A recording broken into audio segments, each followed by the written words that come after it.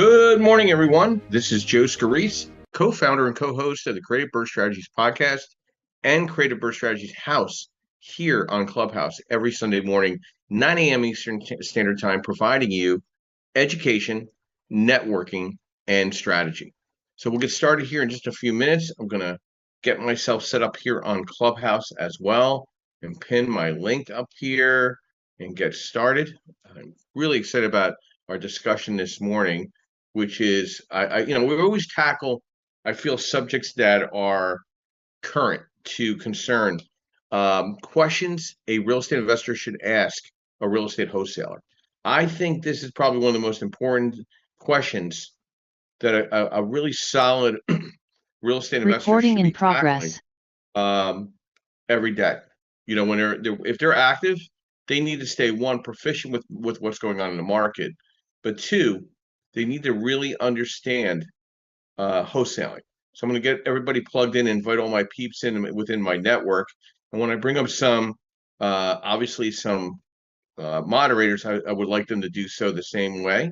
So we keep this attendance always very strong. So I need a couple minutes, and then I'll invite our moderators in. As always, they're always great to have here, plugging in their content and their information every Sunday morning with me, which I always appreciate as well. So just give me just a couple extra minutes. I'm plugging away here, and we'll get rocking and rolling in just a few minutes.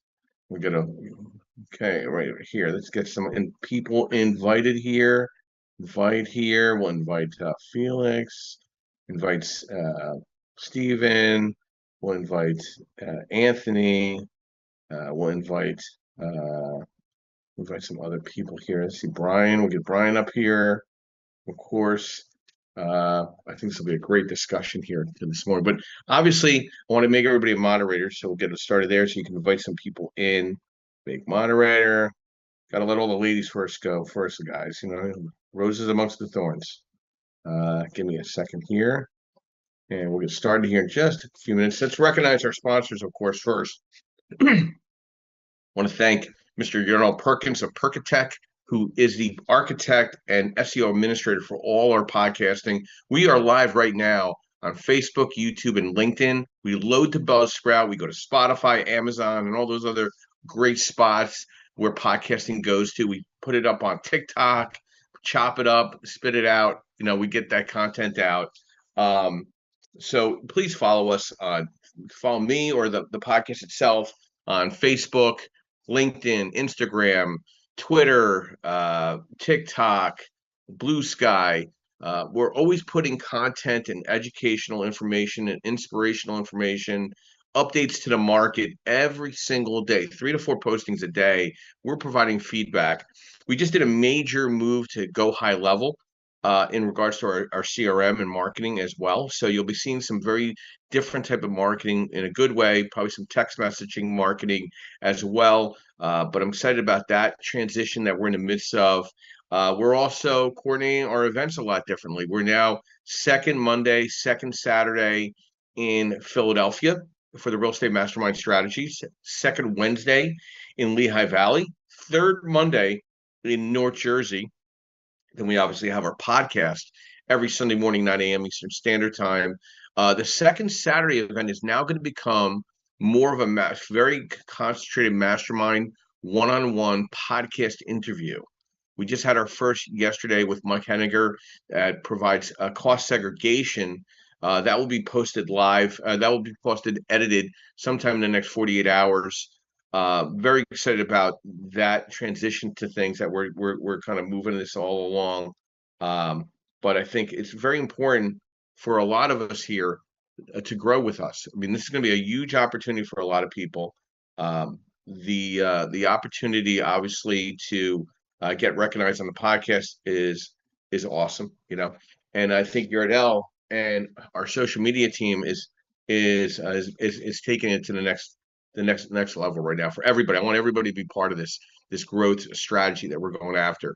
I'm happy to announce that I accepted a regional vice president of sales position at Lend Investors Capital, where we provide not just direct to investor, we offer a true white label training program. Once you are approved as a broker, all the modules, all the matrices, all the guidelines, all the flyers are within the software. Everything is there. We are going to still have our white label course every single month somewhere in the Northeast region for the time being. We'll take it national, of course, very soon. November 15th, we are hosting the ultimate white label program, 9 o'clock to about 4 o'clock, depending on where it all goes. We only have 5 slots left, so I'm capping it at 30 to 35 people. That's it. I have 25 registered right now. I'm going to be busting at the seams in the room at Rooftop Deck down at Second and Chestnut next Saturday. So very excited about that. In December, we're in Central New Jersey, and so far in January, we're in New York City. And then in February, we're either going to be in South Jersey or Lehigh Valley, but I'm not yet sure where we're going to schedule that one in February. Very excited about this. This software now facilitates everything that we can provide back to the real estate professional to create an extra revenue stream. Whether you're just a non-licensed individual that wants to get into a mortgage brokering, if you're a real estate agent, you get paid for your referrals, and if you're a direct to investor, you're going to get the best pricing that's out there, far by none. So I'm very excited about that. Take a look at the link. Any questions, feel free to reach back out to me. Let's get diving into our updates to the market. The rates have been very wishy-washy. They actually rose slightly on the conventional side by 1/8 to 6.32. Right now, the base rate for commercial financing is somewhere around 5.75. Rates are coming in on the DSCR side between 6 and 7%. It's very wishy-washy right now. It all depends on a couple factors: credit score, which we do a soft pull on, DSCR, the asset type, the loan amount, sometimes the prepayment penalty, depending on what that looks like. So those rates are hovering around there. We're not seeing massive drops right now. It'll be very interesting to see where the market bears going this week as United States prepares to do something in Venezuela. So it'll be very interesting as we see that progresses. So just a little update to that market right now. Bridge money right now, there is new products out there going up to 95% on purchase, 100% on construction, 75% LTV on after repair value. So for your flippers that are listening in, your rehabbers are listening in, leverage is key right now.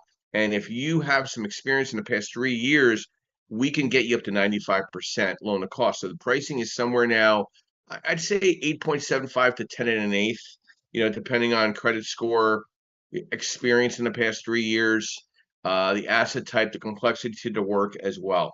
So that's a little update to the market. Also want to give a shout out to MB Capital, where I'm a referral partner with the unsecured business lines credit.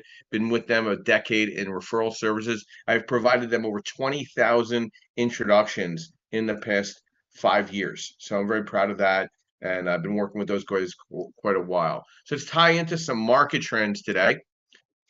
Some updated subjects that I caught my eye this past week. Right now, share for sale newly built homes hit a 4-year low. It'll be interesting to see how that pivots into more the build to rent space. That was an interesting article which we posted this past week. I see international buyers still favor U.S. homes, but are demanding showing signs of cooling. I'm seeing that also in the foreign national lending space. LTVs are cutting back. We're around that 65 to 60% max LTV for foreign nationals. So we might see some pullback on that. Might give some more opportunities to real estate investors as well. Let's see if there's any other article that caught my eye. Millions of boomers are still renting homes rather than buying. I thought that was a very interesting discussion. I am seeing DSCR compressing in some markets where there's an over inventory now coming to the front line for rehabbers and flippers that now can't flip the property. They're putting them out to rental. So we're seeing days on the market of rentals moving up just a little bit. Okay, so keep an eye on that. So those are some of the updated the information, because we've got a load of great moderators here today. So we're going to move through this quickly and get into our subject. So questions a real estate investors should ask a real estate wholesaler. This is a very strong list of questions I put together quickly so we can tie it into our moderators. I group it by category a little bit. So you really want to know what the property details and deal basics. If the wholesaler can't provide just basic information, how long have you controlled the contract? Is it currently occupied or vacant? What's the asking price? Is there some flexibility? How how real is your after repair value, and how real is your repair numbers, right? Do you have some photos? Do you have a walkthrough video? Um, the contract and assignment terms, like what does that look like? What is my assignment fee? It can't be, I get really nervous when the wholesalers don't disclose what they're making. Is title clear? Do we have a really clear title? What's my earnest money requirement down? And what's the due diligence period for me as a buyer of the wholesale? And then, you know, did you really take a deep dive into the comps, right? What's the market rent if I can't flip this property that you're claiming to be a flip? So there's good questions here. Has the property been wholesaled or listed before? And why it hasn't has sold if it's that great of a deal, right? And what's the credibility and the track record of the wholesaler? Can you find anything on this person? Are they a mystery? You know, how many deals have they closed in the last 12 months? Do they have references or past investor buyers I can speak with just to kind of get a feel? Are they the contractor holder, or is it daisy chained or a JV with somebody else? You're open to have long-term collaborations with wholesalers, but it's got to make sense, right? And the process and communication is very key too. How to handle showings and access, right? Like you should be able to get into the property, to look at the property. If you can't see the property, why would I want to buy it? And what timeline are you expecting, right? Some bonus questions. What's your ideal buyer profile for the wholesaler to understand? Are you leveraging non-QM lending?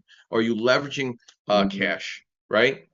So there's some things that you need to kind of think about as you're working with a wholesaler in this space, because it's not going away, by the way. I'm just letting you know. I'm going to talk about the good, bad, and ugly of 2020 today, going into the end of the year, and 2026, and what it looks like for a wholesaler. Okay, so I do have a special guest that I think he has to make church, so I want to invite him to speak first and introduce himself, and we'll get things rocking and rolling, and we'll go back to the ladies, of course. John McAllister, good morning and welcome. Brief overview of who you are, what you do, and first, where the hell have you been? Because I'm calling you all the time about our Harrisburg event, so you need to call me sometime today, okay? And our December discussions on pre-foreclosure door knocking. Do I have that guarantee on video, on audio with you today? Will you call me? Yes, I will call you, Joe. Okay. So, John, I'm in North Jersey today, so I got some window time. Good. So, John, brief overview who you are, what you do, and let's tie this into questions. In real estate wholesaling, should an investor should ask a real estate wholesaler? Yeah. So my name's John McAllister. I've been full time, as a wholesaler the past 2 years, and been doing it, a couple of years prior to that. Come from a project management professional background for site construction. So currently, I'm doing wholesale here in PA, and then also out of state. And then I'm also I do ground up construction with a couple of my friends slash partners to oversee their sites. One of those developments is in Warrington. They're about 1.5 million per house. We actually just paved, and we're about to break ground for the foundations, and we already have one of the five already sold. So really exciting. Joe, I appreciate you. I appreciate this podcast. You're always bringing massive value to, investors who are seasoned, and then also investors who are just looking to get into, this business. So that's pretty much who I am. I'm also part of Sub 2 community with Pace Morby. I'm part of Owners Club. So, the culture there at Sub 2 is go-giver attitude, collaboration over competition. So that's about it. Well, John, a couple things. We obviously have some very big scheduled events in Philadelphia and Harrisburg. In Harrisburg, we're going to be in on the 18th and at the Red Lion Hotel with Pace Morby. And Yep. on the 22nd, we're going to be in Philadelphia at the Philly office, retail office, co-sponsored by MB Capital Solutions and Lend Investors Capital. We have a holiday party in Lehigh Valley on the 17th at a Weyerbacher Brewery. And then on the 19th, we have the Philadelphia holiday party as well at the Wellness Center down at 4th and Lawrence for our real estate investor friends. So, your thought on this discussion this morning in regards to um, questions a real estate investor should ask a real estate wholesaler? I think you nailed it, Joe. Like some of the things that, as you were starting, I was thinking, like, does that wholesaler hold the contract? Is it daisy chained? Because you want to be closest, you want to be in control of the contract and/or closest to the person who is, because you don't want to waste your time nor your money. Another interesting thing, we had those laws that passed earlier this year about wholesaling, where and I'm putting my like brackets up with my fingers, like it's illegal. We still wholesale in PA. I mean, there's title companies that are wholesale friendly, and I think they call it a release of um, assignment now versus an assignment contract. So I guess there's some workarounds. I'm just continuing to do what I've been doing, and I've closed multiple deals here this year. So wholesaling's still going here in PA, even though it's technically illegal, which is interesting to me too. Yeah, I mean, listen, this is gonna it's gonna morph into something. It is already. Um, so it'll be interesting to watch wholesaling going into 26. Um, I probably would say you're going to see some more plays in Pennsylvania and Philadelphia market. I think Arizona and Tennessee and Oklahoma are coming around. They're going to start cracking down very hard unless you are a licensed real estate agent, which I don't think there's anything wrong with that. I think a real estate agent should have a shot at understanding the wholesale community. I think with flipping margins that are so thin, and investor share is so high, the rate path in 26, I think, with rates hovering around 6%, there should be enough inventory on the market between the real estate agent and the wholesaler combining forces that it could be a magical year for the real estate investor. You know what I mean? The good, more volume tailwind, clearer rules equal less gray area competition. The bad, I think margin pressure will persist. I think the states that are going to really lead the path are Arizona, Tennessee, and Pennsylvania. And the ugly, I think, is the enforcement and headlines. I think Pennsylvania, Oklahoma, and Philadelphia are going to crack down. They're going to really hone down. If you're not licensed, you're going to, that's what 26 is looking like. Um, just, as a wholesaler, you got to understand the intent of the assignment smarter. The appraisals are going to be key, recognizing what the fees are and being transparent about that as a wholesaler. I mean, these are some of the things I'm throwing out at you. John, any additional thoughts before we go to the register of moderators? Yeah, so tracks, for example, they all say, like, it specifies we could wholesale this contract. This is a wholesaler. So we try to disclose everything. I mean, that's important. And what's also cool, as things change and laws change, it just gives more opportunities. Like for me, it adds more friction, so it's less competition. Not that that matters, but then it opens up opportunities to partner with real estate agents, and you just kind of have to think out of the box and find your workarounds. I mean, I have contracts right now here in PA. I have real estate agents that I work with closely. I handed one off to my real estate friend because it didn't make sense for the seller to wholesale. He would have made $50,000 more if he listed it, and that property is now listed with my real estate friend. So, it just causes me to kind of think outside the box and kind of partner with people, because at the end of the day, wholesaling real estate, what you do, Joe, it's not an individual sport. It's a team sport. Like we all have to work together, and we all have our strengths. So yeah. Well, John, I look forward to having you doing this pre-foreclosure door knocking three times in December. We're going to make you a legend in your own mind in the month of December, plus two very big events with Pace Morby. So I hope you could handle all the volume of inquiry from that. And I thank you for coming up this morning. Yes, Joe. Thank you, and I'm looking forward to December. It's going to be exciting. It's gonna be I think it'll be magical for you, John. I think there's going to be a massive transformation in direction you go. So thank you again for coming on this morning. So I really I welcome wholesaling. I think realtors should get more involved in understanding what that dynamic looks like. Obviously, staying compliant, but I think there's a profitable strategy for real estate agents to incorporating wholesaling and assignment of deals into their business model without violating licensing laws or agency ethics.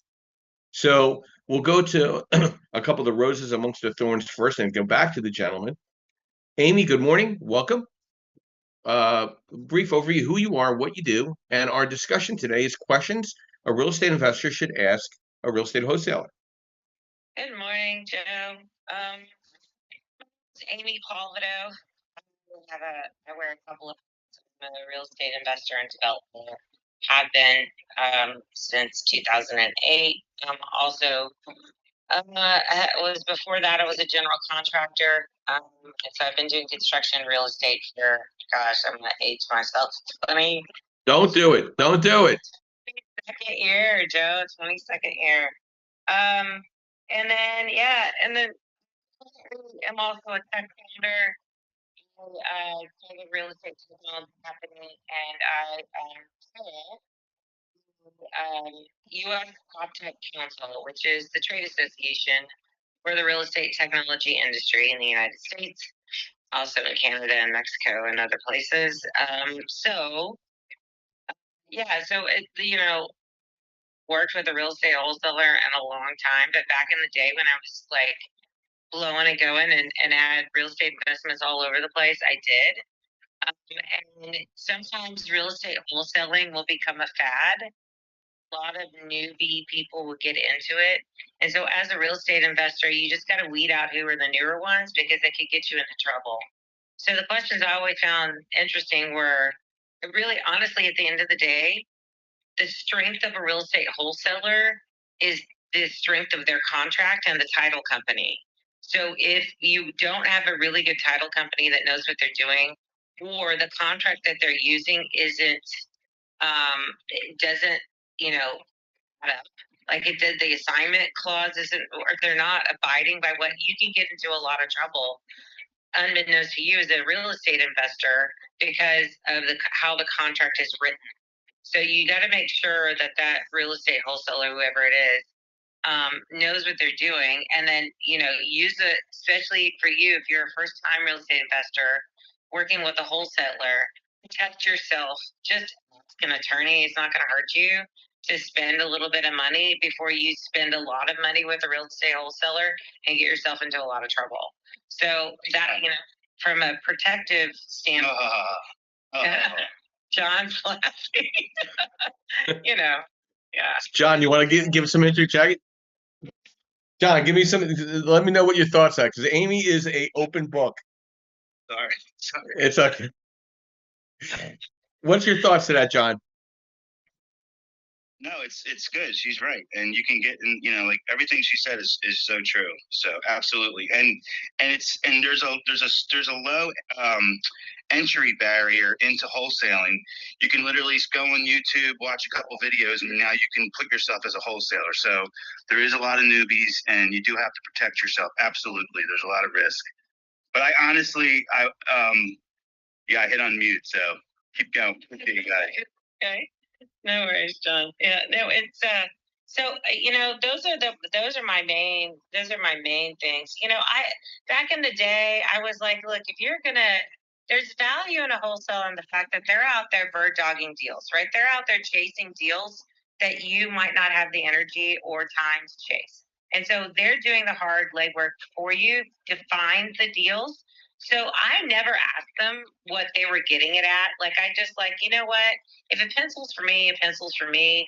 Because some wholesalers got offended by that. And it always for me was like, damn, you got this deal at that price. I'm like, good on you, man. And then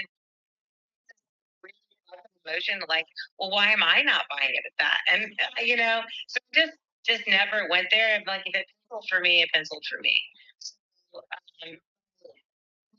it is interesting, and they do provide value because they are scouting deals, right? They're scouting, deals for you. But the other thing I always found with a wholesaler is, well, that's just in their life. Yeah.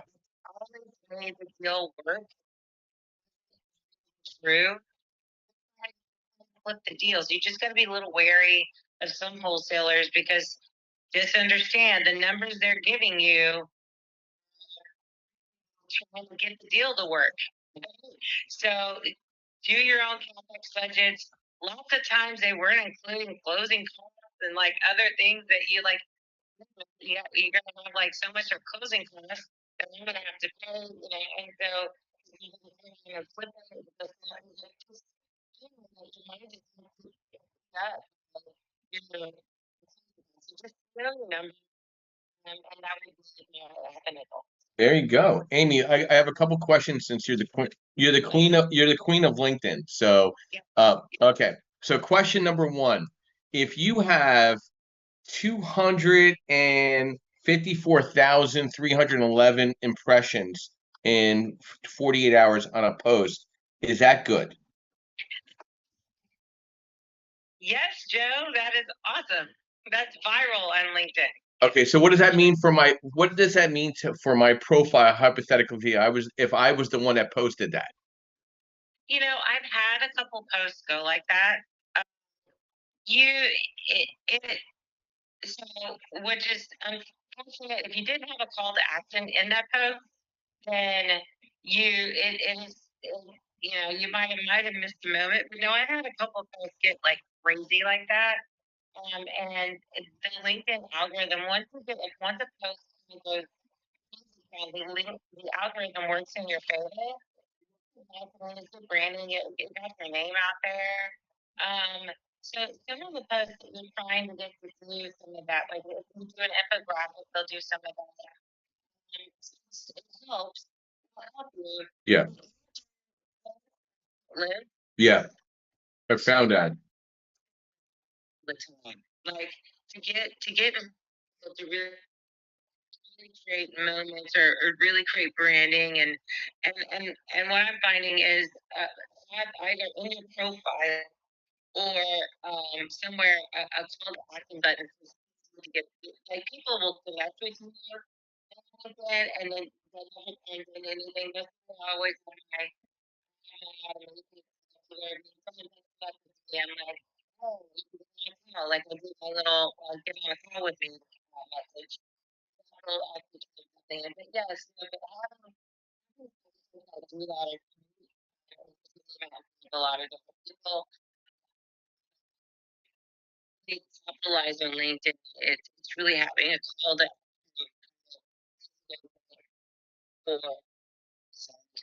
to really move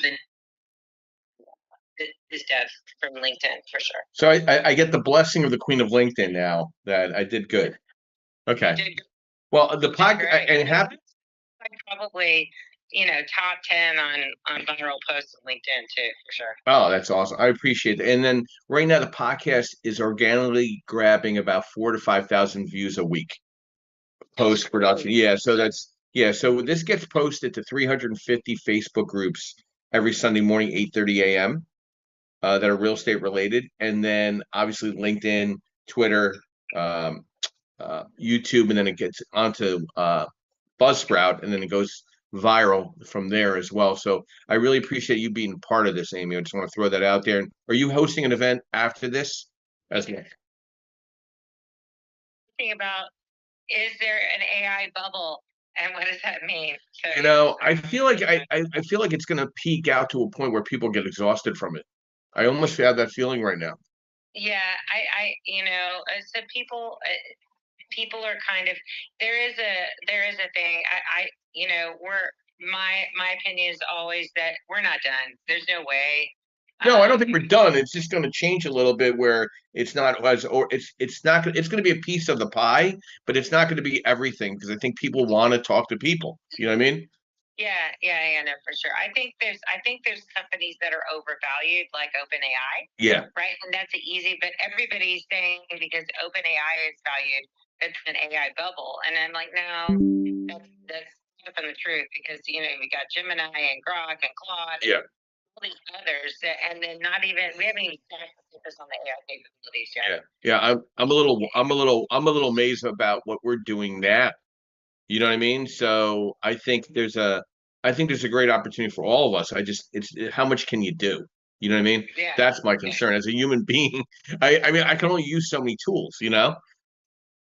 yeah. I know. So we have a. I've been encouraging everyone this month to, and it was actually October. It was an automation challenge, and so uh, we were in my rooms. I was like, okay, let's talk through automating processes and different things. And so I've been automating some processes, and so I'll refill all in my room at 9 o'clock. Excellent. Excellent. Thank you, Amy, as always. We're gonna dive into the obviously our moderators because I really appreciate their time they take on a Sunday morning at 9 a.m. live Eastern Standard Time. Some of the individuals here are a couple hours behind. So, I'm going to still talk about a little bit before we go to Deborah is these strategies for real estate agents to wholesale and assign real estate. I think there's a dual model, business model that you can do here. You know, as a licensed agent and investor wholesaler, you're putting yourself in a position to be the go-to maybe in your office, maybe in your team, maybe in your market. Obviously, using your LLC is going to be very huge. Your brokerage got to be on board. You got to make sure the marketing contracts they fund separately. Everything's you got to disclose in all these contracts as a licensed agent. But I feel like there's a really great opportunity for realtors to create an additional revenue stream and keep the lights on in 2026 if they embrace this. I'm sure there's classes by state how to kind of play this out with the purchase and sales agreement, the assignment of contract form, the disclosure of license, buyer's acknowledgement of the assignment. Um, I just think that you could build a faster and quicker cash buyer network by doing this. By zip code, by property type, by price range, by closing time, and then you get to collaborate with other professionals in the field, like a non-QM lender like myself, and then you can become a referral partner or even broker our capital under white labels purposes. So, Deborah, good morning and thank you for being here this morning from live from Las Vegas, Nevada. A brief overview who you are, what you do, and thoughts to questions a real estate investor should ask a real estate wholesaler. Good morning, Joe. Thank you for pulling me up, and I love Amy. Joe, estate agent in Las Vegas, Nevada, been 20 years. And so, Joe, what did you ask me? Your thoughts of the real estate wholesaling and real estate agent perspective. I get a lot of investors calling, and I think wholesaling is some opportunity for people that sell quick and they don't want to use an agent, and they just want that cash money, and so there is a big market, Joe, here, and just looked it up, and that is one of the highest states for foreclosure. And we've been getting a lot of pre-foreclosure notices. So if anybody's interested in coordinating with me, I do get the pre-foreclosure notices.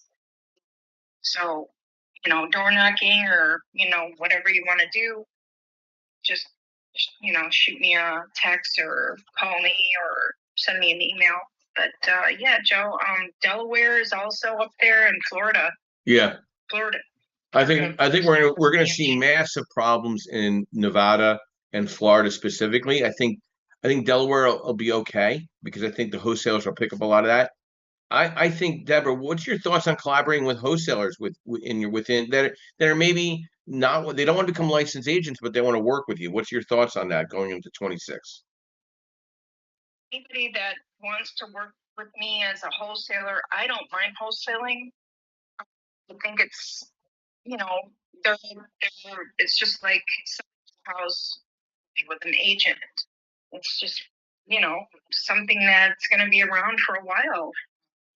So do people want to sell for the most money? Yeah, but some are in a different position, like pre-foreclosure, they got to get out.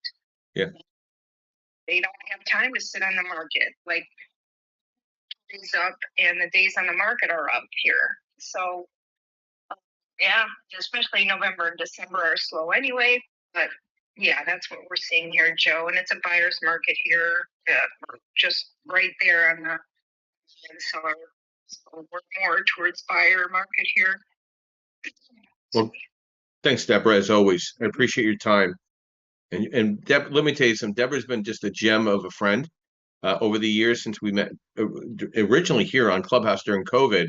Got to meet her in person. She helped actually my wife and I out with something that we needed back a bit on we couldn't find our marriage license for the life of us.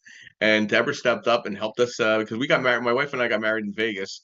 So she stepped up the bat. She is an absolute gem of a person to have in your team if in the Nevada market. So definitely keep her in consideration. Felix Buchanan, good morning and welcome. Should good real estate wholesalers become real estate agents, and why not? Grand Rising, everybody. What's going on, Joe? Always appreciate the platform. Felix Buchanan Sr., Buchanan Biz Enterprises, the JLix Group, and team leader of a Keller Williams legacy team in Baltimore, Maryland. I think whether it's an investor or a real estate agent, when it comes to wholesaling, they need to truly understand what wholesaling is, what all encompasses it. So you want to ask questions of confirming whether they truly have the contract, direct the seller. If they have an assignment, what's the time frame that they have on their assignment to get the deal sold? What are the parameters around it? Because you have certain situations where you might have a wholesale deal and you can't get into the property because the seller wants to get rid of the property, but they don't want no one in the home.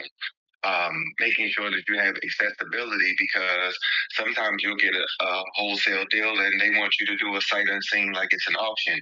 So it's really just confirming that that wholesaler has the property properly under contract.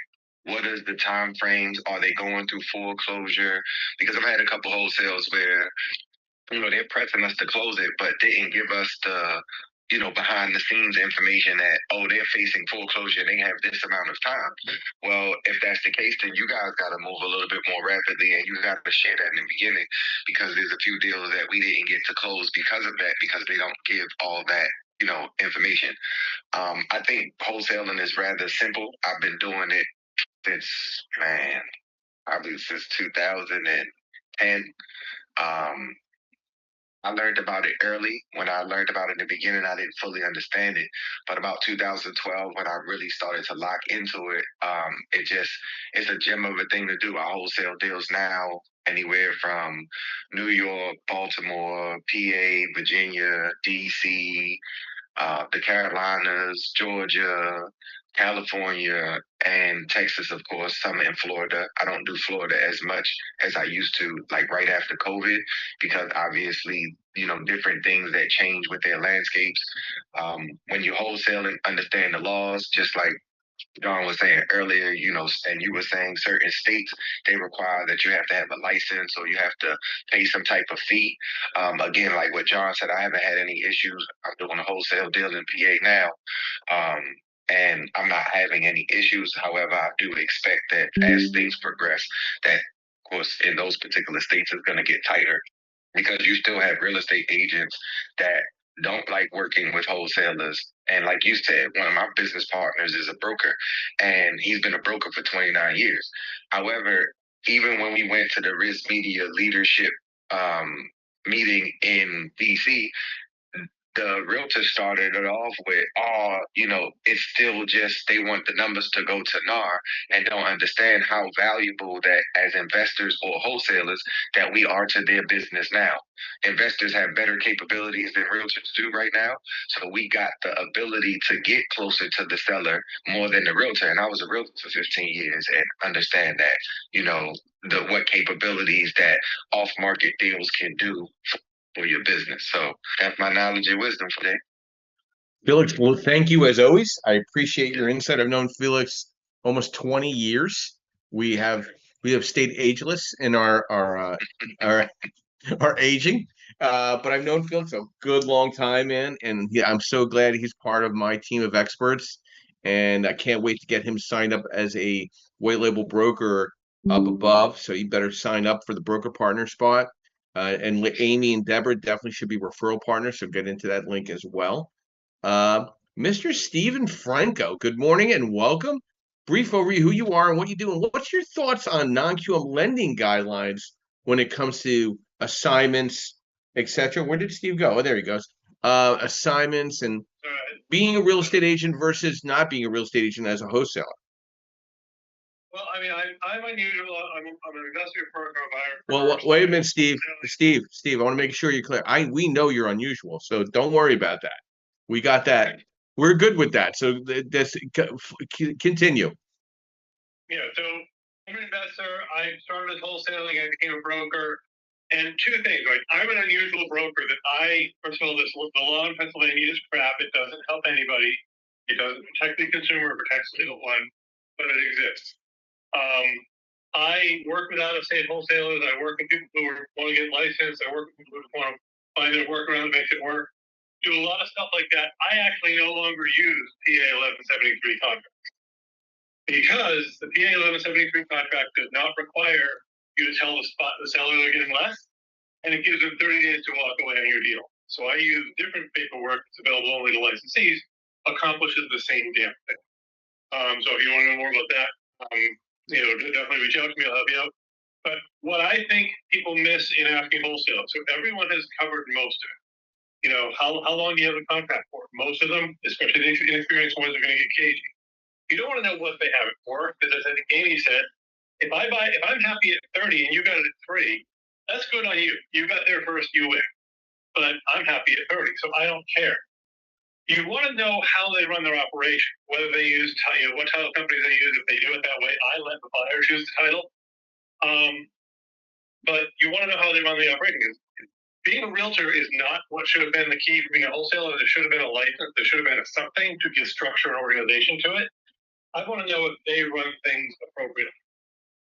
Disclosure laws. Let's ask about that. Oh, what the hell's that? I don't do that. Well, then that's a red flag. I need to know. So knowing how they run the operation, and like Felix said, is it in foreclosure? How far down it is? What is the choke point that might burn my deal? Asking those kinds of questions, and also realizing the vulnerability that unlicensed wholesaler has within the state of Pennsylvania, at least in some of these other states. I personally believe that no one has been nailed. I'm on a monthly chat with some of the bigger wholesalers in the market. No one's been nailed yet on the law, but yet is it. Because when I was at the PAR conference in January speaking, trying to help PAR get organized with this law, there was no interest in that, number one. Number two, from the podium, the director of the legislative committee says every time a wholesaler stands through a client, which is every time a wholesaler sits down, and I walk up and hi, broker from wholesale. He said, "No, I didn't mean you." I said, "Try that in a room of people with some protected class. That's not cool." Realtors, the association hates wholesaling. They don't understand it. So the problem for those who are unlicensed is eventually when they start enforcing the law, the state our license with a broker in Pennsylvania gets you around that risk. But the real one for me is, and I had someone do this, I had a wholesaler play dirty with a seller, and someone I know explained to that seller that they had 30 days to get out of the deal, because the seller complained to me when I showed up at the house, all these things they lied about. So, under Pennsylvania law. So if you're not following the rules, you're leaving yourself vulnerable. So to get a $500 wholesale license or real estate license is so cheap. But I think the most important thing is that wholesalers, and Joe, you said this 100 times. If realtors did, and I'm both, so it's weird, but if realtors did what wholesalers do, there would never be any broke realtors. Because it's getting out there, getting the deal, or it's building a team, which is what I'm doing now, expanding my firm, getting a team to find it. I don't call the sellers directly much anymore. When they catch a fish, then I get involved in taking it from there.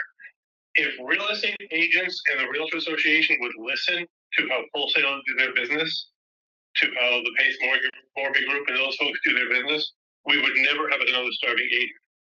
And if people price things so that an investor can afford them, if you're going to buy your house, great, go for it. But if you price things as a wholesaler does, which leaves room on the bone for the investor, then you'll get more deals. The last thing is you ask them for their scope of work, whatever, but don't believe anything. They're going to tell you a house that needs a kitchen, a furnace, and a roof for $15,000 repair. You have to look at it. You have to go visit the house. You have to do your numbers, because wholesalers don't know. Those who care don't know, and many of them don't care. So you have to just trust that they are simply playing the middle. And if you're not direct to the person holding the contract, I get out of it. I don't daily chain it personally. So I know that was a lot of little pieces. Hopefully there's something in there for somebody. I figure you'd get a kick out of this discussion this morning, Steve. Yeah. Especially you know how much time I try to make the state go in a different direction. And that's actually one of the reasons that we work in other states, is because it's so weird. But truthfully, as a broker, I can use a listing agreement that accomplishes me the same thing without the 30-day right of rescission, without all of the risks in the wholesale contract as a traditional listing contract. Yeah. I'm not working as their fiduciary, but I'm still working under my broker's license. Yeah. Well, I appreciate your time, Steve, as always, being a part of this podcast and the growth of it. And obviously, I see us aligning in a lot of different levels, from direct to investor to broker channel to referral partner. Another thing for Steve, for you to understand, because Steve is going to become a white label broker with us. And you could actually, when you become a white label broker, by the way, guys, you could actually add people under you in that portal to make one consistent funnel. So if you're trying to bring a team in under you under the white label, we could add additional partners into that link directly, so they can go into the same account with you, and I can control everything in more of a diplomatic and integrous matter. So please keep that in mind when you do join us at Lend Investors Capital.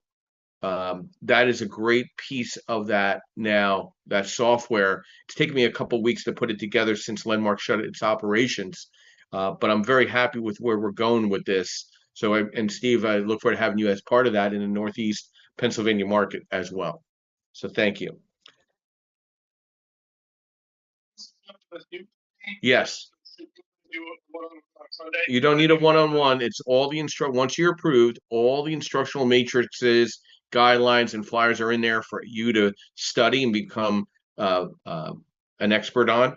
I will have courses throughout the year, once a month, for my brokers, but the training modules and everything is in there once you're approved within 72 hours. Okay. That's cool. And I will send you a message about the other things that I may want to do podcasts or whatever with you. Sounds good. Finally get things put together. So we'll talk when you can. No problem, Stephen. Thank you. Okay. Mr. Brian Guth, fresh out of Rochester, New York. Welcome. Brief overview, who you are, what you do, and what questions a real estate investor should ask a real estate wholesaler, especially in the Rochester market.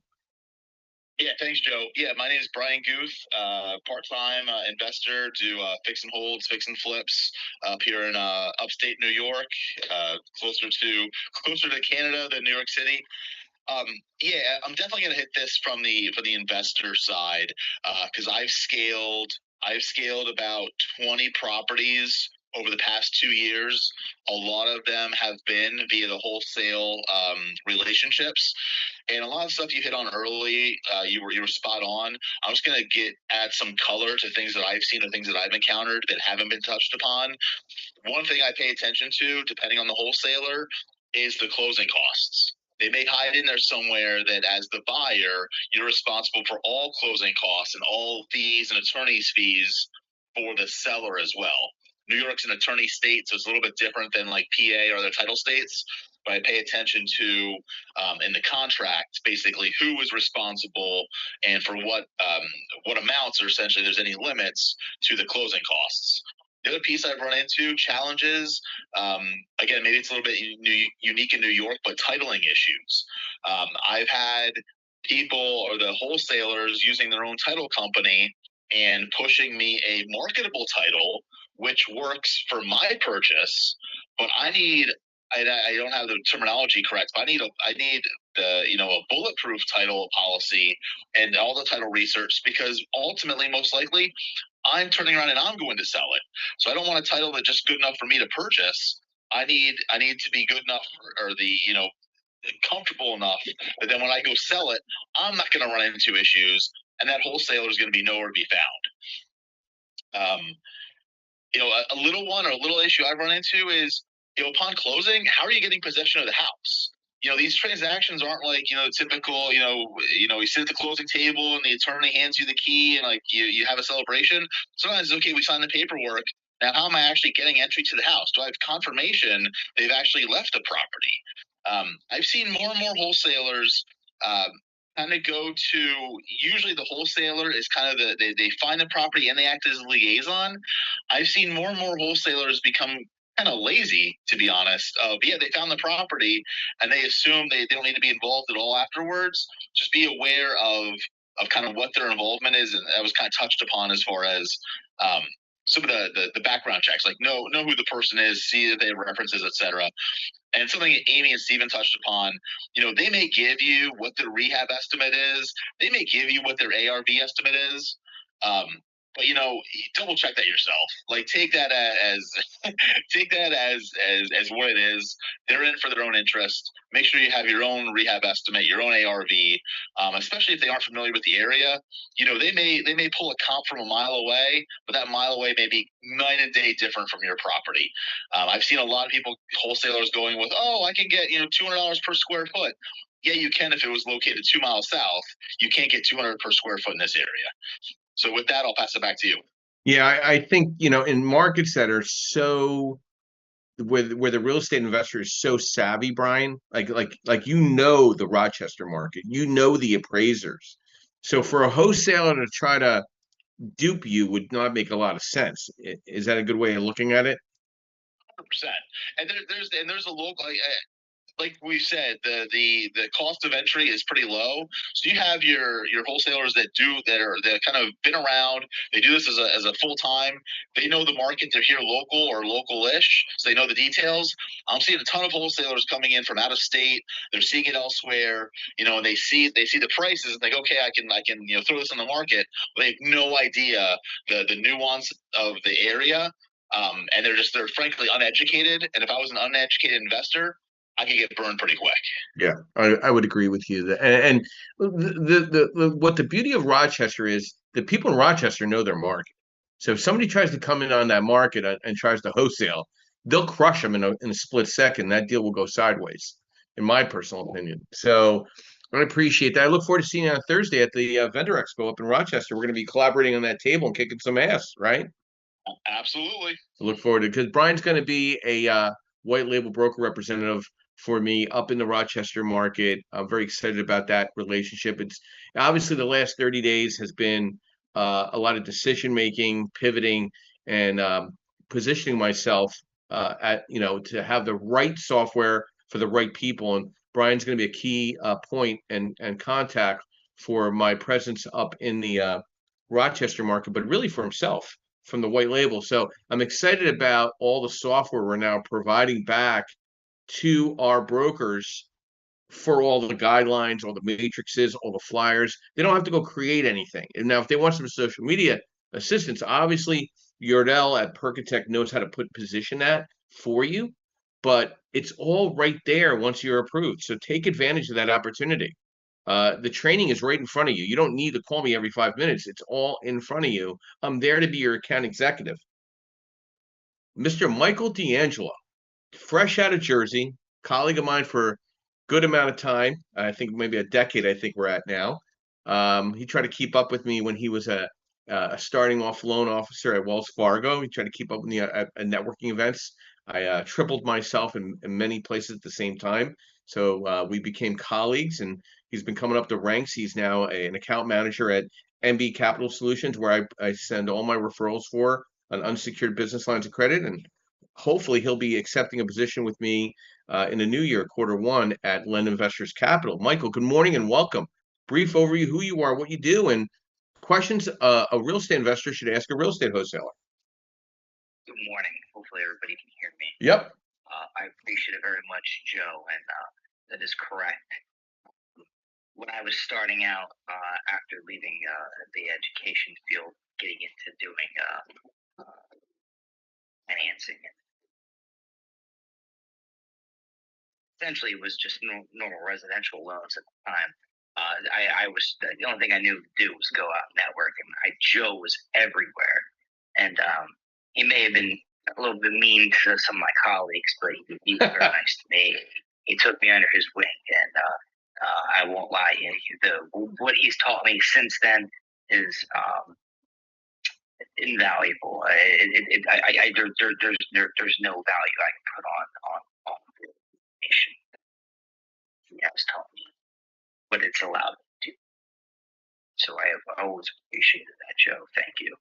Hopefully I'll see you this year for Christmas again as well. But yeah, I work with MB Capital Solutions. I do business lines of credit, so I help colleagues and clients get additional funding through business lines that they can use as gap funding, through down payment money that they can use it towards the rehab, and because it's business line of credit, it doesn't affect the income ratio, it doesn't affect personal credit score when you have higher utilization. That way, when you're doing a firm project, leveraging some of Joe's funds, you know that you're not going to have a lower LTV on the back end because the funds that you leverage is not having any on you on the personal side. It's my plug, so I appreciate the time for that. Thank you. If you would like to learn a little more about how to obtain this type of financing, let Joe know. He'll get you in contact with me. In regards to the wholesaling, Yeah. I think the input that everyone's put in is fantastic. Everybody literally hit what needs to be hit. I will say, I mean, I was in Cincinnati last week. I was in Connecticut yesterday, Pennsylvania, all over the place. I'm talking to title companies, and from what I'm hearing, they don't care what the laws are. At the end of the day, they know that the wholesaler will just go to the next title company. So they're not going to turn down business. They're not going to be like, no, because the law says this. They're going to keep doing what they're doing. And I've had so many title companies tell me this.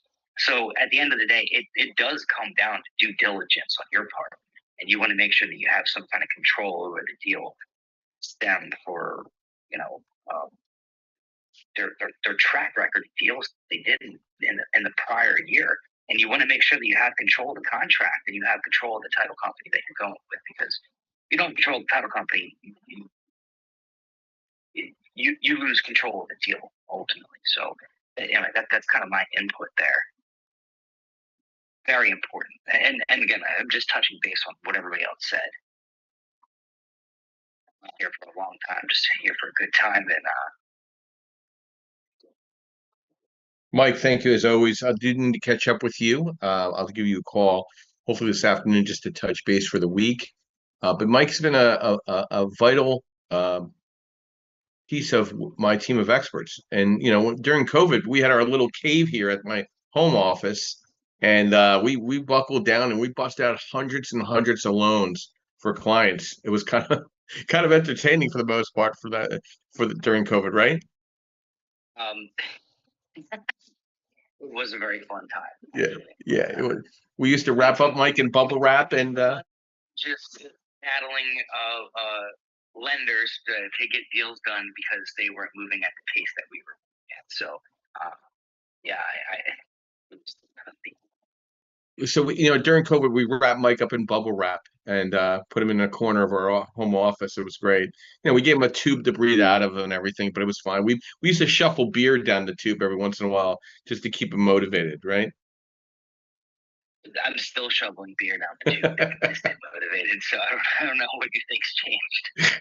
That's great. Well, Mike, thank you for coming on this morning, and I appreciate it. Please, again, for Mike, please sign up for that white label broker link above. Got to get you up and running, get you trained. So obviously we could bring you in the quarter 1 as part of the team as well from the inside out, because we need account reps in the Northeast region. So thank you again.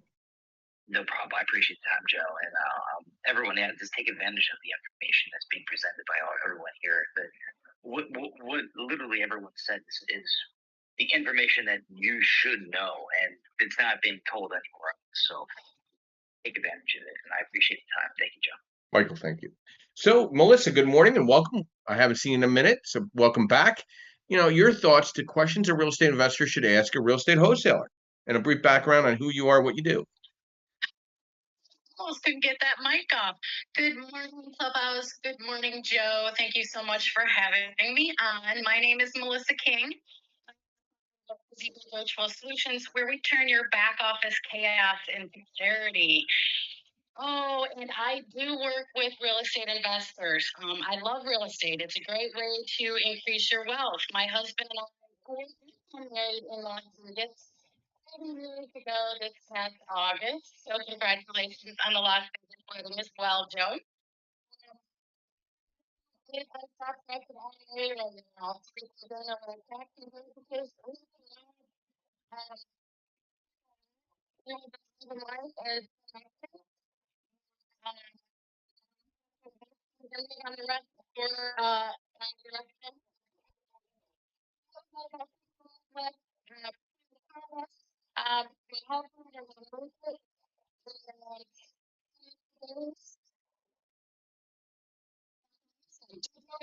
absolutely. Ask your questions, know your numbers, get it in writing, and read it.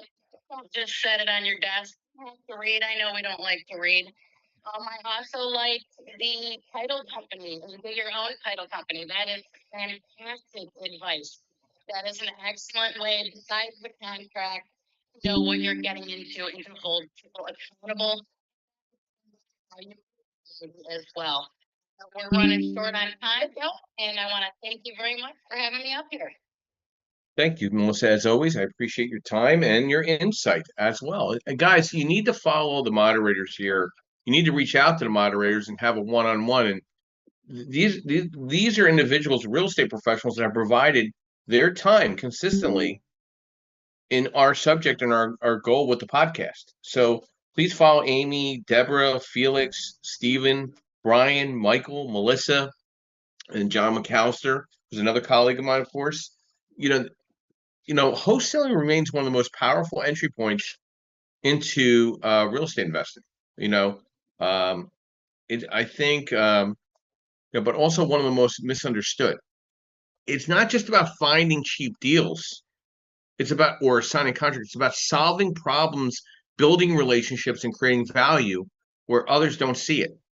In today's market, with higher rates or elevating rates or tighter lending on the regulated side, not as much on the non-QM side, and more informed sellers, successful wholesalers act more like transactional engineers than flippers.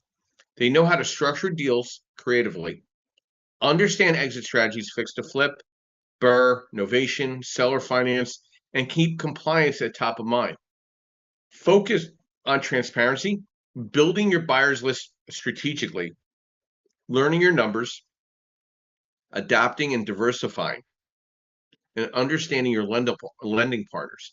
Many non-QM and private lenders, such as myself, can help your buyers close faster, make you more valuable as a wholesaler.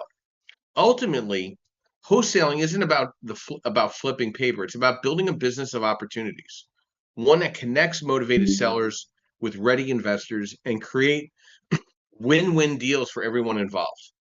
The wholesalers who treat it like a profession, not a hustle, will be the ones still standing strong in 2026 and beyond.